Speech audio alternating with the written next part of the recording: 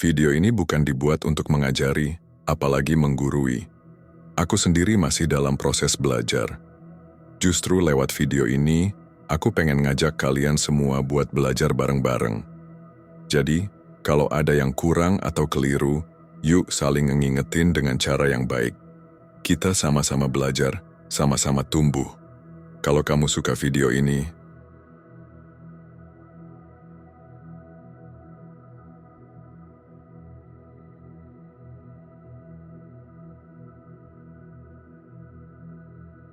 Assalamualaikum warahmatullahi wabarakatuh.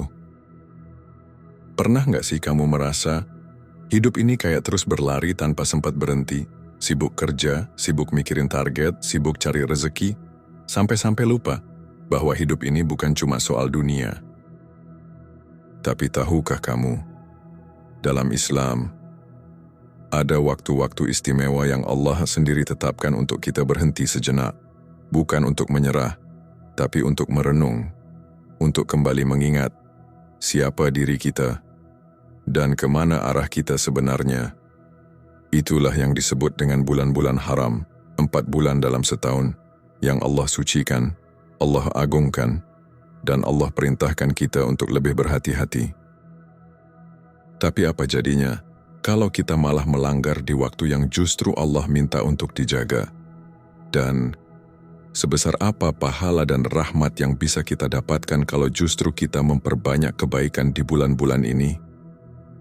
Yuk, kita renungkan bareng-bareng dengan hati yang ringan dan pikiran yang jernih, karena bisa jadi ini adalah salah satu momen penting dalam hidup kita yang tidak boleh kita lewatkan begitu saja.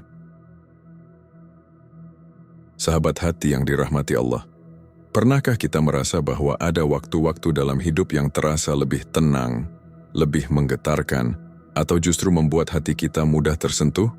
Bisa jadi saat itu kita sedang berada dalam salah satu bulan yang Allah sucikan. Dalam Islam, Allah tidak hanya menciptakan ruang langit dan bumi, tapi juga waktu. Ada waktu yang biasa, ada pula waktu yang dimuliakan. Dan ketika waktu menjadi suci, segala yang kita lakukan di dalamnya menjadi lebih bermakna. Salah satu contoh adalah 4 bulan yang disebut sebagai Al-Ashhur Al-Hurum. 4 bulan itu adalah Zulqa'dah, Zulhijjah, Muharram dan Rajab. Allah menyebutnya dalam Al-Quran sebagai bulan-bulan yang diharamkan untuk berbuat aniaya, permusuhan dan peperangan.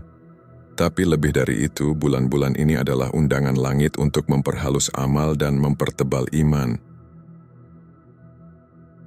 Mengapa Allah menjadikan waktu tertentu begitu istimewa? Karena Allah Maha mengetahui bahwa hati manusia butuh momentum. Ada saat di mana kesadaran bisa lebih mudah dibangunkan. Dan bulan haram adalah waktu-waktu semacam itu, ketika langit seolah lebih dekat, dan malaikat lebih banyak mencatat. Jika kita melakukan keburukan di bulan-bulan haram, maka dosanya bisa lebih berat. Sebaliknya, jika kita berbuat kebaikan, maka pahalanya pun bisa berlipat. Inilah keadilan dan kasih sayang Allah yang begitu halus, mengatur segalanya demi kebaikan jiwa kita. Bayangkan jika kita terbiasa menunda-nunda amal baik, maka bulan haram bisa menjadi alarm pengingat. Sekaranglah saatnya memulai. Jangan tunggu lagi. Karena dalam bulan ini, kebaikan kecil pun bisa menjadi sangat besar di sisi Allah. Dan sebaliknya, jika ada niat untuk berlaku zalim, maka bulan ini pun menjadi pagar. Hati-hati, ini bulan suci. Jangan langkahi batas. Karena kezaliman di bulan ini bukan hanya menyakiti orang lain, tapi mencederai kesucian waktu yang Allah muliakan. Betapa indahnya Islam mengatur kehidupan. Tidak hanya soal ibadah, tapi juga soal waktu, etika, bahkan sensitivitas hati.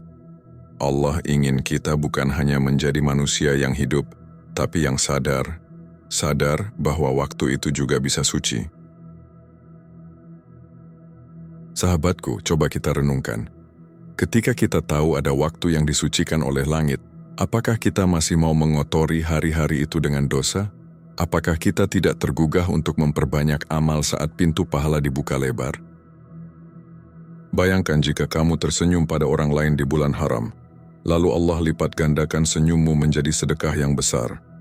Bayangkan jika kamu menahan marah, memaafkan, atau sekadar menundukkan pandangan, semuanya dicatat malaikat dengan tinta cahaya.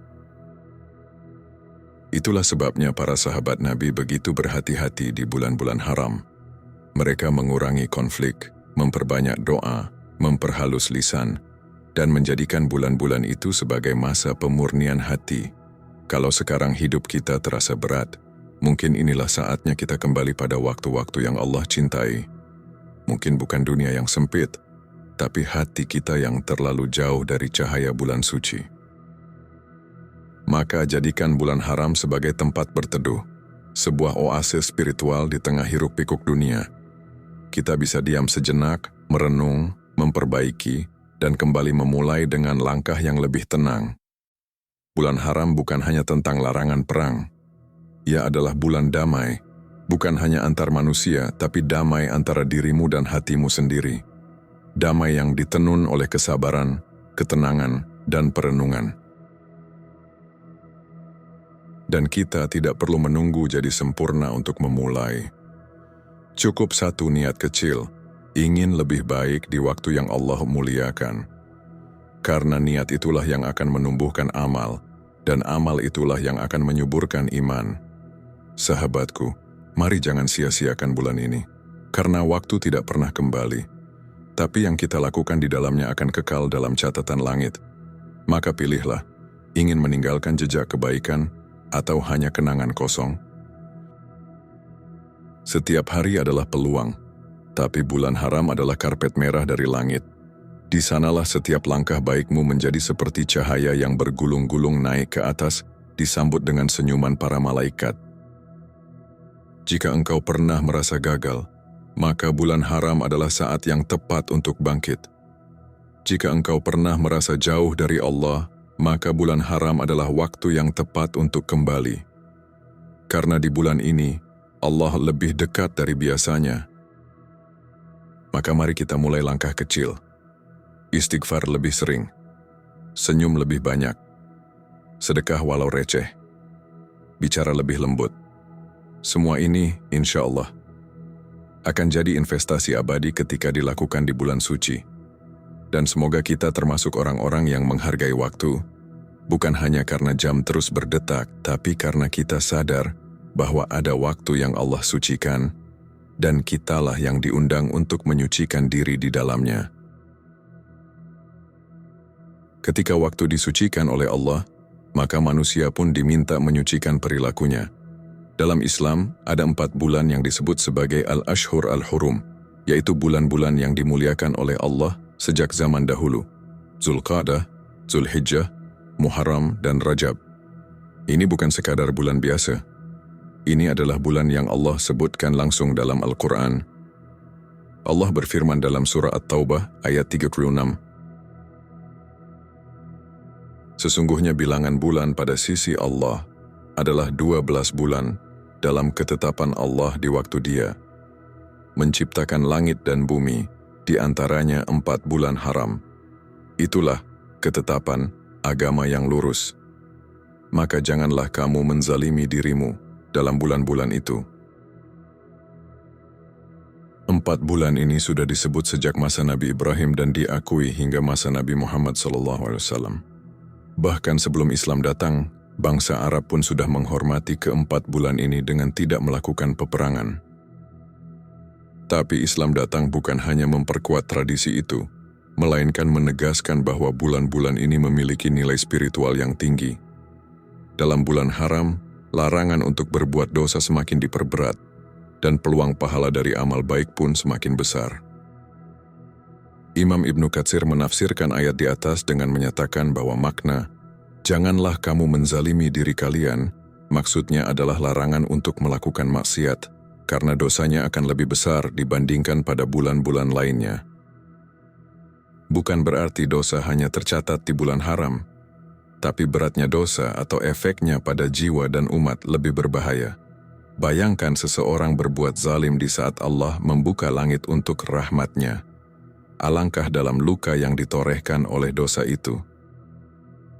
Begitu pula sebaliknya, amal baik yang dilakukan di bulan haram nilainya akan dilipat gandakan. Rasulullah SAW bersabda, "Waktu yang paling utama untuk berpuasa setelah Ramadan adalah pada bulan Allah, yaitu Muharram."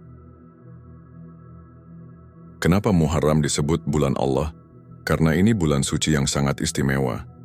Bahkan amalan puasa Asyura di dalamnya bisa menghapus dosa setahun yang lalu, sebagaimana disebutkan dalam riwayat Imam Muslim. Sahabat, mari kita lihat betapa halusnya Allah membimbing manusia, bahkan waktu pun diberi penghormatan. Lalu bagaimana kita bisa membiarkan diri terus berbuat dosa, sedang Allah sedang memuliakan langit dan bumi dengan bulan-bulan ini? Di zaman Nabi, beliau sangat menjaga kehormatan bulan-bulan haram. Bahkan ketika ada tekanan untuk melakukan serangan atau balas dendam, Rasulullah lebih memilih jalan damai jika itu terjadi di bulan-bulan suci. Contoh paling terkenal adalah peristiwa perjanjian Hudaybiyah. Ketika kaum Quraisy menghalangi Nabi dan para sahabat yang ingin umrah di bulan Zulqa'dah, bulan haram, Nabi tidak memaksakan masuk ke Mekah, melainkan memilih berdamai, karena darah tidak boleh ditumpahkan di waktu suci. Ada hikmah besar di sini. Jika Rasulullah SAW yang dizalimi saja memilih damai karena menghormati bulan haram, bagaimana dengan kita yang terkadang justru membuat keributan atau kezaliman di waktu yang suci? Allah juga ingin kita melatih kendali diri.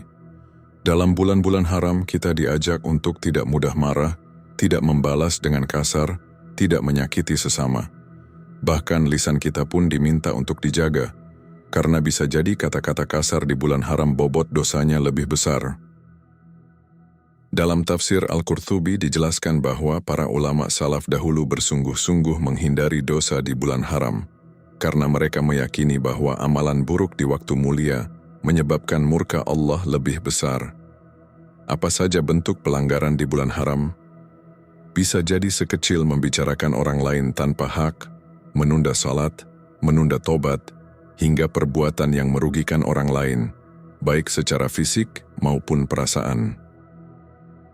Namun Allah juga membuka pintu pahala yang luas. Sedekah kecil di bulan haram, nilainya bisa berlipat. Membaca satu halaman Al-Quran di bulan haram, pahalanya bisa menjadi cahaya yang menemani kita hingga akhirat. Bayangkan jika kita menjadikan bulan haram sebagai ajang memperbaiki diri. Tidak perlu menunggu Ramadan. 4 kali dalam setahun Allah beri kita waktu-waktu emas untuk menyucikan hati dan menghapus dosa. Jika kamu pernah ingin berubah, tapi selalu gagal, maka bulan haram adalah momen yang sangat tepat untuk mulai. Karena ini waktu yang Allah jaga. Langit terbuka, doa lebih mudah dikabulkan, dan pahala lebih besar. Lihat bagaimana para sahabat menyikapi bulan-bulan ini. Mereka tidak hanya menghindari perang, tapi juga memperbanyak zikir, membaca Quran, membantu sesama, memperkuat silaturahmi, dan menjauhi ghibah. Bulan haram bukan hanya momentum ibadah, ia juga menjadi momen introspeksi. Jika dalam waktu-waktu biasa kita sering lalai, maka bulan ini adalah waktu untuk bangun, bukan hanya tubuh, tapi juga hati. Setiap manusia punya titik balik dalam hidupnya. Bisa jadi titik balik itu adalah ketika dia menghargai waktu yang Allah sucikan. Seolah Allah berkata, "Aku bukakan jalan bagimu, manfaatkanlah." Bahkan para ulama berkata, waktu-waktu istimewa adalah kendaraan menuju Allah. Maka siapa yang tidak menaiki kendaraan itu, berarti dia menyia-nyiakan perjalanan paling indah dalam hidupnya. Coba kita tanyakan pada diri sendiri, sudah berapa banyak bulan haram yang kita lewati hanya dengan rutinitas yang sama? Apakah ada perubahan dalam hati, amal, atau niat kita? Karena sesungguhnya, waktu itu bisa menjadi saksi. Sebagaimana Allah bersumpah demi waktu dalam surah Al-Ashr, maka waktu pun akan bicara. Apakah kita menghargainya, atau justru melalaikannya? Bulan haram juga mengajarkan bahwa tidak semua waktu itu netral. Ada waktu yang membawa berkah lebih besar, dan mereka yang tahu rahasia ini akan menuai kebaikan yang terus mengalir bahkan setelah wafat. Mungkin kamu merasa kecil, tapi amal baik di waktu yang besar bisa membuatmu mulia. Mungkin kamu belum bisa banyak, tapi istiqomah dalam kebaikan kecil di bulan haram bisa menjadi pembuka jalan ke surga. Ingatlah, amal baik itu tidak dilihat dari besar atau kecilnya, tapi dari keikhlasan dan waktunya. Dan bulan haram adalah salah satu waktu yang paling mulia untuk menunjukkan cinta kita pada Allah. Di antara bentuk cinta itu adalah taat, dan bentuk taat yang tertinggi adalah menjauhi apa yang Allah larang. Maka menjauhi dosa di bulan haram bukan hanya bentuk takut, tapi bentuk cinta. Kalau engkau cinta pada seseorang, tentu kamu tak ingin menyakitinya. Begitu pula jika kita mencintai Allah, maka kita tak ingin melakukan sesuatu yang Allah benci, terlebih lagi di waktu yang Allah muliakan. Mari kita buat daftar amal harian sederhana. 1 ayat Al-Quran, 1 sedekah kecil, 1 pujian pada orang lain, 1 maaf yang kita beri. Semua itu akan menjadi pahala besar jika dilakukan di bulan haram. Kita pun bisa mengajak keluarga, ajak anak-anak untuk mengenal keutamaan waktu, ajak pasangan untuk berbagi perenungan, ajak teman untuk saling mengingatkan. Karena amal jama'i lebih kuat dampaknya. Rasulullah SAW bersabda, "Sesungguhnya zaman telah berputar, sebagaimana keadaannya pada hari Allah, menciptakan langit dan bumi. Setahun itu ada 12 bulan. Di antaranya 4 bulan haram." Artinya sistem waktu ini adalah bagian dari ciptaan Allah yang tidak boleh diremehkan. Bahkan jika seseorang mencoba memindah-mindah bulan haram demi kepentingan dunia, maka ia telah berdosa besar. Mari kita berdoa.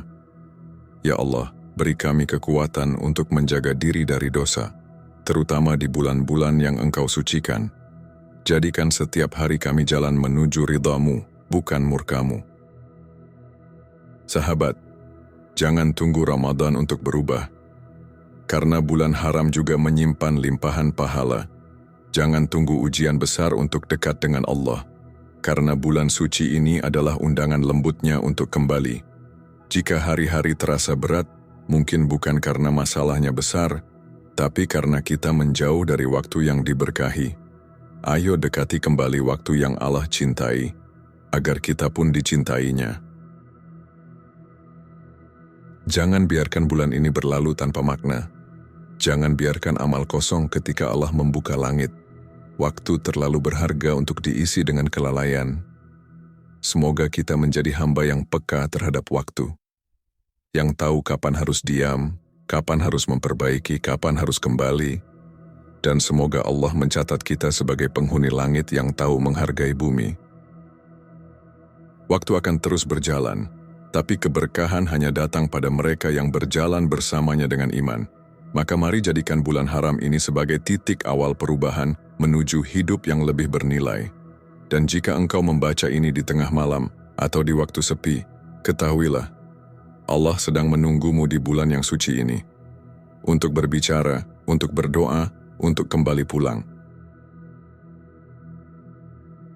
Sahabatku, jika kita masih diberikan kesempatan untuk hidup dan menjumpai bulan-bulan haram, itu bukan kebetulan, itu adalah hadiah. Hadiah yang seringkali tak kita sadari nilainya karena terlalu sibuk mengejar dunia yang tak pernah cukup. Bulan-bulan ini adalah seperti alarm dari langit. Sebuah panggilan lembut dari Allah agar kita melambat sejenak, merenung dan bertanya, sudah sejauh apa kita darinya? Sudah sebesar apa dosa yang tanpa sadar kita bawa setiap hari? Allah tahu kita lelah. Allah tahu dunia ini sering membuat kita sibuk dan teralihkan. Maka Dia beri kita waktu-waktu suci agar kita bisa memperbaiki arah. Seolah-olah Allah berkata, jika kamu tak sanggup menjaga dirimu sepanjang tahun, maka jagalah dirimu setidaknya di waktu-waktu yang Aku muliakan. Menjaga bulan haram bukan berarti kita harus sempurna, tapi cukup dengan berusaha sedikit lebih baik dari hari-hari biasanya. Mungkin menahan marah hari ini, atau menolak untuk bergunjing, atau sekadar berdoa lebih khusyuk dari biasanya. Kebaikan kecil, jika dilakukan dengan niat yang tulus di waktu yang suci, bisa menjadi sebab turunnya rahmat yang besar. Dan siapa tahu, salah satu amalan kecil itu menjadi penyelamat kita di akhirat nanti. Sahabat, waktu tidak akan menunggu kita. Bulan-bulan haram akan datang dan pergi sesuai kehendak Allah. Tapi apakah kita ingin jadi orang yang hanya melewatinya atau memanfaatkannya? Mari kita gunakan sisa waktu di bulan-bulan ini untuk memperbaiki hubungan dengan Allah, dengan orang tua, dengan pasangan, dengan sesama. Karena hidup ini singkat dan tak ada jaminan kita akan menjumpai bulan-bulan suci ini tahun depan. Jangan malu untuk mulai. Jangan merasa terlambat. Karena yang Allah lihat bukan berapa banyak kita telah jatuh, tapi seberapa sering kita mau bangkit dan kembali padanya. Semoga Allah menguatkan kita untuk menjaga diri dari dosa, memperbanyak amal di waktu yang Dia sucikan, dan menjadikan kita termasuk orang-orang yang diberi keberkahan dalam setiap langkah. Dan ketika bulan-bulan haram ini usai, semoga hati kita tetap hidup, tetap peka, tetap haus akan rahmat Allah. Karena tujuan akhirnya bukan hanya menyambut bulan mulia, tapi menjadi hamba yang makin mulia di mata Tuhan kita. Ya Allah, di bulan-bulan yang Engkau muliakan ini kami datang dengan hati yang penuh beban dan dosa. Kami datang bukan karena kami layak, tapi karena kami tahu hanya Engkaulah tempat kami kembali. Ampuni kelalaian kami, ya Rabb. Ampuni langkah-langkah kami yang sering menjauh dari-Mu. Ya Allah, lembutkan hati kami agar tak lagi mudah melakukan dosa. Teguhkan niat kami untuk meninggalkan maksiat. Bimbing kami untuk memanfaatkan bulan-bulan haram ini dengan sebaik-baiknya. Ya Allah, jika selama ini kami sulit menjaga ibadah, jadikanlah bulan-bulan ini awal dari istiqomah kami. Jika selama ini kami sulit menahan amarah, jadikanlah bulan-bulan ini titik awal kesabaran kami. Jika selama ini kami lalai, maka sadarkan kami. Karena Engkau Maha menerima tobat, dan kami ingin pulang kepadamu dalam keadaan Engkau ridha. Ya Allah, rahmatilah keluarga kami, sahabat-sahabat kami, dan semua yang kami cintai. Jadikan kami termasuk orang-orang yang mendapatkan cahaya petunjuk-Mu. Dan jangan Engkau biarkan kami wafat, kecuali dalam keadaan husnul khatimah. Amin. Ya Rabbal Alamin. Sahabatku, terima kasih sudah menemani perenungan ini sampai akhir. Semoga setiap kalimat yang kita baca bersama menjadi pengingat yang melembutkan hati, dan semoga Allah tidak menjadikan kita sebagai orang yang hanya tahu, tapi tak mau berubah. Mari terus belajar, terus memperbaiki diri, dan terus percaya bahwa Allah tidak pernah lelah menunggu hambanya kembali. Sampai kapanpun, selama nyawa masih ada, pintunya selalu terbuka. Jika hari ini kita gagal, jangan berhenti. Jika hari ini kita jatuh, jangan menyerah. Karena yang terpenting bukan seberapa sempurna kita hari ini, tapi seberapa besar kemauan kita untuk menjadi lebih baik esok hari. Teruslah berjalan menuju Allah, walau pelan, walau terseok, asal jangan berpaling. Insya Allah, kebaikan akan terus menyertai langkah kita. Wassalamualaikum warahmatullahi wabarakatuh.